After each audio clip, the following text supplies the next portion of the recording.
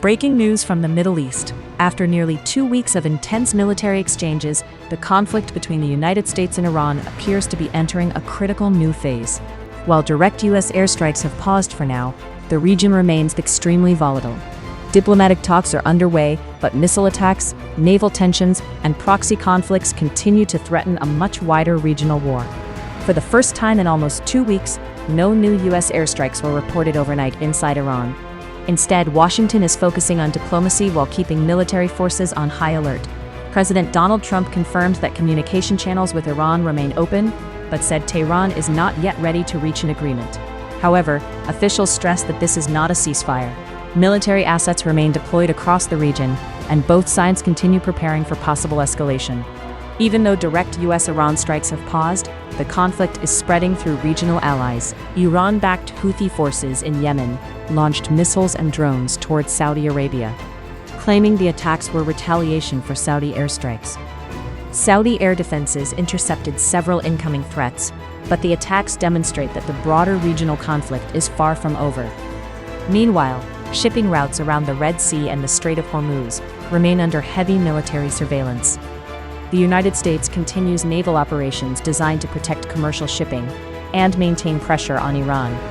Any disruption in these waterways could have major consequences for global oil markets. Behind the scenes, diplomats are working to prevent the conflict from expanding further. According to multiple reports, U.S. and Iranian representatives continue indirect discussions through mediators. At the same time, the United Kingdom and other allies are discussing additional international cooperation to secure shipping lanes in the Strait of Hormuz. Despite these talks, both governments remain available if necessary, while Iranian officials continue warning that any future attacks will receive a response. Military situation. The Pentagon has confirmed that recent operations significantly targeted Iranian military infrastructure during previous strike campaigns. Military analysts say the temporary pause gives both sides time to reassess their next moves rather than signaling the end of the conflict. Experts also warn that proxy groups across the Middle East could continue launching attacks even if direct fighting between Washington and Tehran remains limited.